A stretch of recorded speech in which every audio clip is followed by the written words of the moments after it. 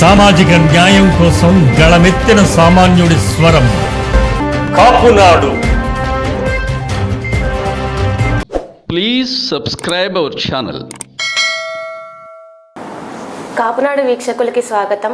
సామాజిక న్యాయం కోసం సామాన్యుని స్వరం మీ కాపునాడు. నేను మీ పావని నాయుడు. వర్తమాన రాజకీయాల గురించి, ముఖ్యంగా కాపులకి రాజ్యాధికారం గురించి మాట్లాడటానికి రాజకీయ విశ్లేషకులు చింతా రాజశేఖర్ గారు మన కాపునాడు స్టూడియోకి వచ్చారు. నమస్తే సార్. నమస్తే. చెప్పండి సార్, జనసేన పార్టీ 2019లో ఘోరంగా ఓడిపోవడానికి, స్వయంగా పవన్ కళ్యాణ్ గారు 2 చోట్ల ఓడిపోవడానికి కారణం ఏంటి సార్? దీనికి చాలా కారణాలు ఉన్నాయి. పవన్ కళ్యాణ్ గారు 2019లో ఓడిపోవడానికి చాలా కారణాలు ఉన్నాయి. ఆయన పార్టీ 2014లో స్థాపించినప్పటికీ 2014 ఎన్నికల్లో తాను పోటీ చేయటం లేదని చంద్రబాబు నాయుడు గారి అనుభవం రీత్యా కొత్త రాష్ట్రానికి ఆయన అనుభవం అవసరం అని చెప్పేసి టీడీపీకి బీజేపీకి మద్దతు ఇవ్వడం జరిగింది. సో అంతవరకు ఓకే. కానీ ఆ తర్వాత ఎన్నికలు అయిపోయిన తర్వాత ఆయన దాదాపు 7.5 పాటు ఆయన సైలెంట్గా ఉన్నారు. ఎన్నికల టైంలో పవన్ కళ్యాణ్ గారు ఏం చెప్పారంటే, బీజేపీ కానీ టీడీపీ కానీ వాళ్ళు ఇచ్చిన హామీలు నెరవేర్చకపోతే నేను వాళ్ళని ప్రశ్నిస్తాను, నేను హామీ ఇస్తున్నాను, నన్ను నమ్మి వాళ్ళకు ఓటు ఇవ్వమని చెప్పడం జరిగింది. ఆంధ్రప్రదేశ్ విభజన తర్వాత ఆంధ్రప్రదేశ్కి ఇచ్చిన చాలా హామీలలో అత్యంత కీలకమైన హామీ ప్రత్యేక హోదా. దాని తర్వాత రైల్వే జోన్ అని కానివ్వండి, బుందేల్ఖండ్ తరహాలో ఉత్తరాంధ్రలో 3 జిల్లాలకి, రాయలసీమలో 4 జిల్లాలకి బుందేల్ఖండ్ తరహా ప్యాకేజీ కానివ్వండి, అలాగే మనకి రావాల్సిన లోటు బడ్జెట్కి సంబంధించిన నిధులు కానివ్వండి, ఇవన్నీ చాలా ఉన్నాయి. విద్యా సంస్థలు, వైద్య ఆరోగ్య సంస్థలు, ఇవన్నీ చాలా హామీల్లో చెప్పడం జరిగింది. విశాఖపట్నంకి రైల్వే జోన్ ఇస్తున్నా అన్నారు, కడపకు ఉక్కు ఫ్యాక్టరీ ఇస్తామన్నారు, 4 ఓడరేవులు ఇస్తా అన్నారు. ఇవన్నీ మనకి విభజన హామీల్లో ఇచ్చిన అంశాలు. కానీ ఏటిని కూడా భారతీయ జనతా పార్టీ ఖాతరు చేయకుండా పక్కన పెట్టడం జరిగింది. సో 2016లో మొట్టమొదటిసారి పవన్ కళ్యాణ్ గారు తిరుపతి సభలో భారతీయ జనతా పార్టీ ప్రత్యేక హోదా ఇవ్వను అన్న తర్వాత పవన్ కళ్యాణ్ గారు గళం విప్పడం జరిగింది. చాలామంది చాలా ఎక్స్పెక్టేషన్స్ పెట్టుకున్నారు. అంటే ఏ స్థాయిలో ఎక్స్పెక్టేషన్స్ పెట్టుకున్నారంటే, పవన్ కళ్యాణ్ గారు ఆ స్పీచ్ విన్న తర్వాత ఆయన నరేంద్ర మోడీ గారిని, అమిత్ షాని డైరెక్ట్గా తుమి బస్తీ మీద సవాలని ఛాలెంజ్ చేసి ఆయన ప్రత్యేక హోదా కోసం తీవ్రమైన ఉద్యమం చేస్తారని చెప్పేసి అందరూ భావించారు. ఆయన ఏం చెప్పారంటే, ఆయన 3 అంచెల పోరాటం చేస్తా అన్నారు. 3 అంచెల పోరాటం ఏంటంటే, మొదటి అంశంలో 13 జిల్లాల్లో 13 మీటింగ్లు పెడుతున్నారు. రెండవది ప్రజల మధ్యలోకి వెళ్ళి ప్రత్యేక హోదా వల్ల జరిగిన నష్టం ఏంటి, అది ఇవ్వకపోవడం వల్ల జరిగిన నష్టం ఏంటి వివరిస్తామన్నారు. 3వ దాంట్లో ప్రజా ఉద్యమం చేస్తామని చెప్పడం జరిగింది. పవన్ కళ్యాణ్ గారు ప్రత్యేక హోదా కోసం 3 అంచెల పోరాటం చేస్తా అన్నారు. దాంట్లో మొదటి దశలో భాగంగా 13 జిల్లాల్లో 13 మీటింగ్లు పెడతానని, రెండో దశలో భాగంగా జిల్లా మొత్తం పర్యటించి ప్రజలకి ప్రత్యేక హోదా హామీ వల్ల ఒనగోరే లాభాలేంటి, అది ఇవ్వకపోవడం వల్ల జరిగిన నష్టమేంటి వివరిస్తామన్నారు. అలాగే 3వ దశలో ప్రజా పోరాటం చేస్తామని చెప్పారు. 3 దశల పోరాటాన్ని ఆయన మొదటి దశలో 13 జిల్లాల్లో 13 మీటింగ్లు పెడతానన్న వ్యక్తి కేవలం 2 మీటింగులతో ఆపేశారు. ఇది చాలా ప్రజల్లో ఆయన మీద పెట్టుకున్న ఎక్స్పెక్టేషన్స్కి ఒకేసారి కుప్పకూలిపోవడం జరిగింది. ఆయన 3 అంచెల పోరాటం చేస్తారని ఆగస్టు 28 తారీఖు అనుకుంటా తిరుపతిలో మాట్లాడారు. మొట్టమొదటి సభ కాకినాడలో 9 సెప్టెంబర్ 2016లో పెట్టారు. కిక్కిరిసిన జనం వచ్చారు. ఆ తర్వాత అక్టోబర్లో ఆయన మీటింగ్ పెట్టలేదు. ఎందుకంటే జమ్మూ కాశ్మీర్లోని ఉరీలో సైనికుల మీద దాడి జరిగి అక్కడ సైనికులు చనిపోవడానికి ఆయన సంతాప సూచకంగా 1 నెల దాన్ని వాయిదా వేసి నవంబర్ 10వ తారీఖు నాడు అనంతపురంలో సభ పెట్టడం జరిగింది. అనంతపురం సభలో కూడా చాలా జనం వచ్చారు. ఆ తర్వాత మరి డిసెంబర్ నెల నుంచి నెలకు ఒక సభ వేసుకున్నా కానీ డిసెంబర్ నుంచి మళ్ళీ 2017 డిసెంబర్ నాటికి మొత్తం రాష్ట్ర పర్యటన కంప్లీట్ కావాల్సింది. మరి అది జరగలేదు. ఆయన 2 మీటింగులతో ఎందుకు ఆపేశారు అంటే, ప్రజలకి ఆయన పట్ల ఏర్పడిన ఎక్స్పెక్టేషన్స్ పూర్తిగా నీరు గారిపోయింది. ఆ తర్వాత మళ్ళీ ఆయన పబ్లిక్ సభ ఎప్పుడు పెట్టారంటే 2018 మార్చ్ 14వ తారీఖు నాడు ఆవిర్భావ సభ మంగళగిరిలో పెట్టారు. అంటే ఈ గ్యాప్లో, అంటే దాదాపు 14-15 నెలల గ్యాప్లో ప్రత్యేక హోదా గురించి ఆయన ఎటువంటి కార్యాచరణ చేపట్టలేదు. ఇది చాలా ప్రజల ఎక్స్పెక్టేషన్స్కి ఫస్ట్ దెబ్బ అక్కడ పడింది. అలాగే ఆయన 2014 ఎన్నికల్లో భారతీయ జనతా పార్టీ కానీ తెలుగుదేశం కానీ వాళ్ళు చేస్తారన్న పని చేయకపోతే నేను వాళ్ళని ప్రశ్నిస్తా అన్నారు. ఈ అంశమే ఒక విలేకరి పవన్ కళ్యాణ్ని ప్రశ్నిస్తే నా దగ్గర ఎంపీలు లేరు నేనేం చేయను అని చెప్పన్నారు. మరి వాళ్ళకి మద్దతు ఇచ్చినప్పుడు మీరు పోటీ చేయకుండా వాళ్ళకి మద్దతు ఇస్తున్నారంటేనే మీ దగ్గర ఎంపీలు లేరని అర్థం. నా దగ్గర ఎంపీలు లేకపోయినా కానీ వాళ్ళకు ఓటు వేయండి, వాళ్ళని నేను ప్రశ్నిస్తాను పవన్ కళ్యాణ్ గారు. ప్రత్యేక హోదా ఏమైందంటే నా దగ్గర ఎంపీలు లేరని అనడం అనేది పవన్ కళ్యాణ్ గారి తప్పించుకునే ధోరణి అక్కడ ఫస్ట్ టైం బయటపడింది అనమాట. అలాగే పవన్ కళ్యాణ్ గారు ప్రతిసారి తెలుగుదేశానికి అనుకూలంగా వ్యవహరిస్తున్నారని చెప్పేసి ఒక వాదన ఉంది. అది కేవలం వాదన కాదు, ఆయన వ్యవహార శైలి చూస్తే మనకి స్పష్టంగా అర్థమవుతుంది. తెలుగుదేశం పార్టీ నుంచి గెలిచిన సనత్ నగర్ ఎమ్మెల్యే, తెలంగాణలో తెలుగుదేశం పార్టీ తరఫున గెలిచిన సనత్ నగర్ ఎమ్మెల్యే శ్రీనివాస్ యాదవ్ గారు, తలసాని శ్రీనివాస్ యాదవ్ గారు ఏం చేశారంటే టీఆర్ఎస్ పార్టీలోకి చేరారు. ఎమ్మటే పవన్ కళ్యాణ్ గారు ప్రెస్ మీట్ పెట్టి మీరు టీఆర్ఎస్ పార్టీలో చేరితే సనత్ నగర్ ప్రజలు మీకు ఓటేశారు కదా, వాళ్ళకి మీరు నయవంచన చేస్తున్నట్టు కదా, వాళ్ళకి ద్రోహం చేస్తున్నట్టు కదా అని చెప్పేసి ప్రెస్ మీట్లో నిందించడం జరిగింది. చాలా బాగుంది, ఒక పార్టీలో గెలిచి ఇంకో పార్టీలోకి వెళ్ళడం తప్పు అని పవన్ కళ్యాణ్ గారు ప్రశ్నించి చాలా బాగుందని ప్రజలందరూ దాన్ని హర్షించారు. కానీ ఇక్కడ ఆంధ్రప్రదేశ్లో వైసీపీకి చెందిన 23 మంది ఎమ్మెల్యేలు తెలుగుదేశం పార్టీలోకి వెళ్తే పవన్ కళ్యాణ్ గారు అటువంటి వ్యాఖ్య చేయాలి కదా, అటువంటి వ్యాఖ్య ఏమీ చేయలేదు. సో క్రమేపీ పవన్ కళ్యాణ్ గారి వ్యవహార శైలిలో తెలుగుదేశం పట్ల ఒక వైఖరి, వైసీపీ పట్ల ఒక వైఖరి అని చెప్పేసి ప్రజలు అసెస్ చేయడం మొదలుపెట్టారు. అటువంటి చాలా ఉదాహరణలు మనకు కనపడతాయి అన్నమాట. ఇటీవల కడప జిల్లాలో అన్నమయ్య సాగర్ ప్రాజెక్టు కొట్టుపోయి కొంతమంది వరదల వల్ల చనిపోవడం జరిగింది. నేను ఎందుకు చెప్తున్నానంటే ఇది పవన్ కళ్యాణ్ గారి వ్యవహార శైలి ఎలా ఉంటే ప్రజలు ఆకర్షిస్తారు, ఎలా ఉంటే ప్రజలు ఆదరిస్తారు, ఎలా ఉంటే ప్రజలు హర్షిస్తారు అని చెప్పేసి నేను ఒక ఉదాహరణ చెప్తాను. అన్నమయ్య సాగర్ కొట్టుకుపోయినప్పుడు మీరు మీ నిర్లక్ష్యం ఇది అని చెప్తూ గోదావరి పుష్కరాల టైంలో చంద్రబాబు నాయుడు గారు వీడియో షూటింగ్ వల్ల ఒక 27 మంది ఎంతో చనిపోయారు. అది కూడా ఊటకి చెప్పాలంటే వైసీపీ వైఫల్యం ఎప్పుడు ఎత్తి చూపినా కానీ దానికి సరిసమానమైన వైఫల్యం తెలుగుదేశం పార్టీ చేసింది ఏదో ఒకటి ఉంటుంది. ఆ రెండింటినీ చేస్తూ చెప్పితే నేను ఒక మూడో ప్రత్యామ్నాయం అని చెప్పేసి పవన్ కళ్యాణ్ బయట ఎదుగుతాడు. ఎంతసేపు వైసీపీ నిందించి తెలుగుదేశం చేసిన అటువంటి తప్పులనే దాని గురించి మాట్లాడకుండా ఉండడం అనేది డెఫినెట్గా తెలుగుదేశం పార్టీకి అనుకూలంగా ఉన్నారు అనే వాదన బలంగా ఉంది, ప్రజల్లో ఉంది. సో దాని నుంచి పవన్ కళ్యాణ్ గారు బయటపడాల్సిన అవసరం. ఇవన్నీ కారణం చేత ఆయన ఓడిపోవడం జరిగింది. అలాగే ప్రత్యేక హోదాతో పాటు ఆయన కొత్త తరహా రాజకీయాలకు నేను తెరదీస్తానని చెప్పి అవినీతికి వ్యతిరేకంగా నేను రాజకీయాలు చేస్తానని చెప్పేసి అవినీతిలో హేమహేమి అయిన మాయావతితో పొత్తు పెట్టుకోవడం అనేది ప్రజలకు నచ్చలేదు. మాయావతి మీద తీవ్రమైన అవినీతి ఆరోపణలు ఉన్నాయి. ఇక్కడ జగన్మోహన్ రెడ్డి గారి కంటే ఎక్కువ అవినీతి ఆరోపణలు మాయావతి గారి మీద ఉన్నాయి.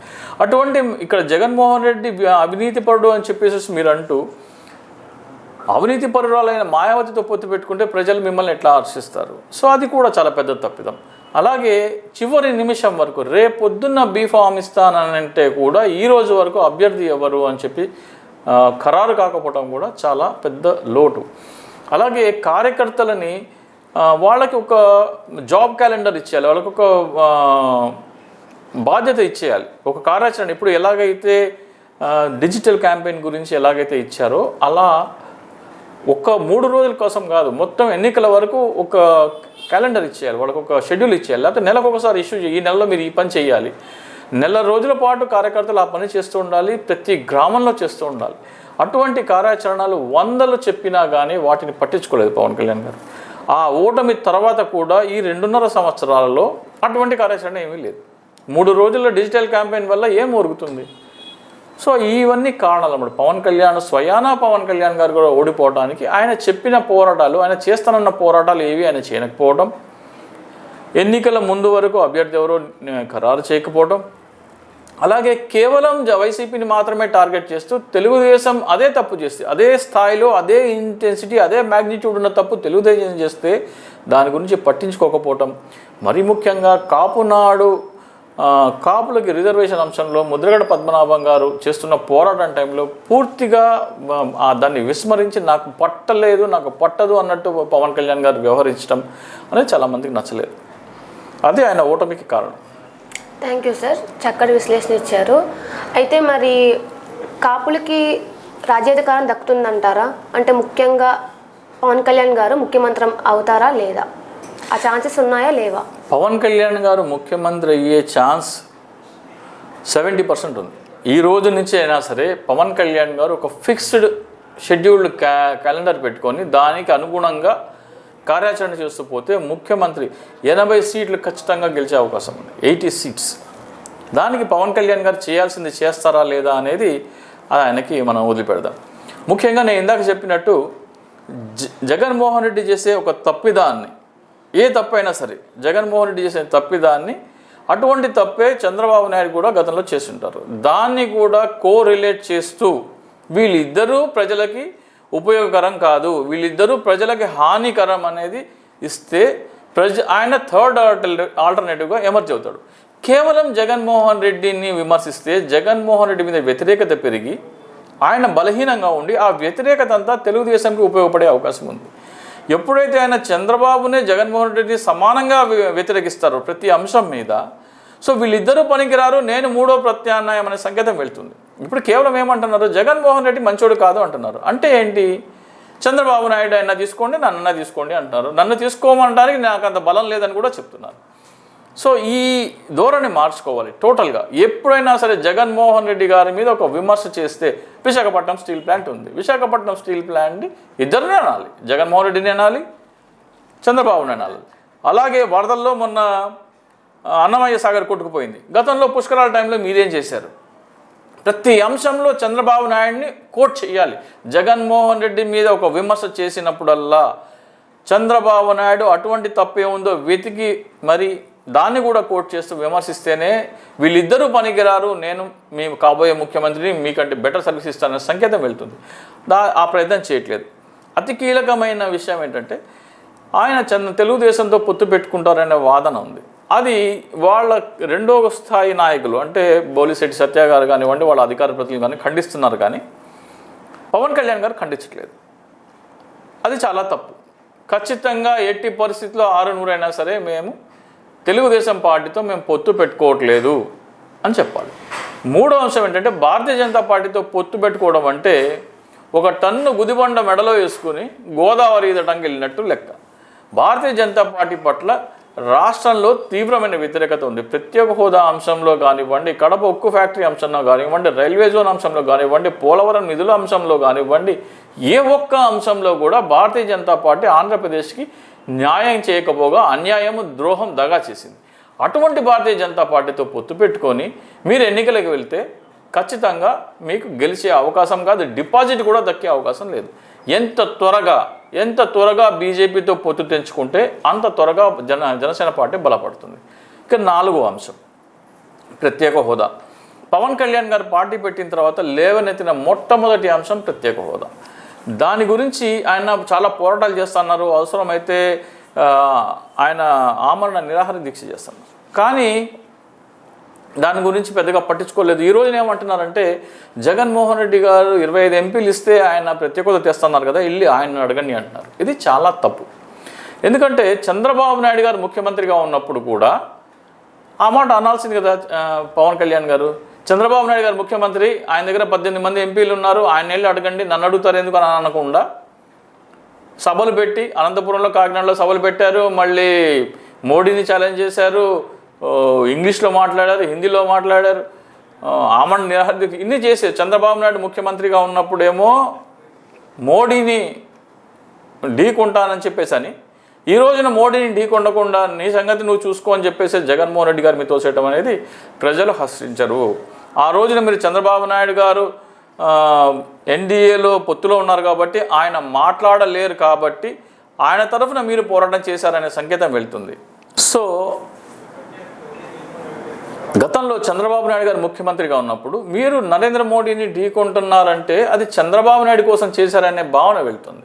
అంటే చంద్రబాబు నాయుడు గారు ఎన్డీఏలో పొత్తులో ఉన్నారు కాబట్టి ఆయన మాట్లాడలేరు, కాబట్టి ఆయనకు సహాయం చేసేందుకు ఆయన తరఫున మోడీతో మీరు పోరాడారని, ఆయన ఈ రోజున జగన్మోహన్ రెడ్డి గారు ఉండేటప్పటికల్లా జగన్మోహన్ రెడ్డి గారి సంబంధం నాకు సంబంధం లేదంటే ప్రజలు దానిని హర్షించరు.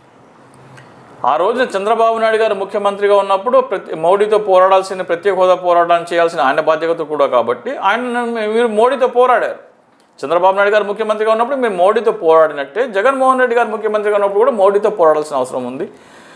కాబట్టి ఈ రెండు డిస్పారిటీస్ పక్కన పెట్టేసేస్తే మాకు ప్రత్యేక హోదా ఇస్తానన్నారు, మీరు చేపట్టిన మొట్టమొదటి పోరాటం అది, దాన్ని సంపూర్ణంగా చేయండి, ఇన్కంప్లీట్గా వదిలేయకూడదు. సో దాని పోరాటం ఎలా చేయాలి, వీధి పోరాటాలు చేయాలా లేకపోతే ముందు ఎలా చేయాలి, నేను చేపట్టిన డిజిటల్ క్యాంపెయిన్ అలాంటిది అయితే 2-3 రోజులు చేయొచ్చు. దానికంటే కూడా ప్రతి ఒక్క పౌరుణ్ణి, ఆంధ్రప్రదేశ్లో ఉన్న 5 కోట్ల మంది ప్రజలందరినీ ప్రత్యేక హోదా మా గుండె చప్పుడు అనే కార్యాచరణ ఏదైనా చేపట్టాలి. దాని ఉదాహరణకి నేను ఒకటి చెప్తాను. ప్రత్యేక హోదా ఆంధ్రప్రదేశ్ హక్కు అనే ఒక నినాదం గల బ్యాడ్జీని ప్రతి ఒక్కరూ ధరించాలి. అంటే అడుగులు వేస్తున్న 1 సంవత్సరం బాలుడి దగ్గర నుంచి 100 ఏళ్ళు నిండిన పండు ముసలి వరకు కూడా ప్రత్యేక హోదా ఆంధ్రప్రదేశ్ హక్కు అనే బ్యాడ్జీ ధరించాలి అని ఒక పిలుపునివ్వాలి.